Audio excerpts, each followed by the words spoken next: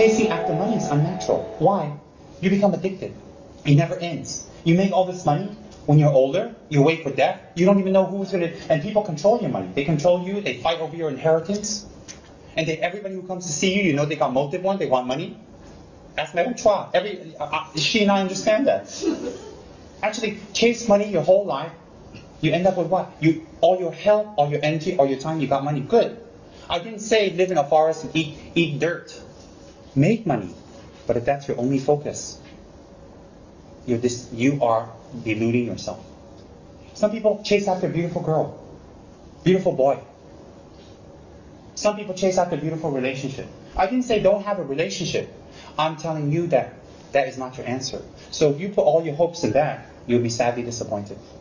Your relationship will come out bringing unhappiness in the end. Most of the time. Most of the time. Why is that? Why is that? That's not the causes for you to be happy.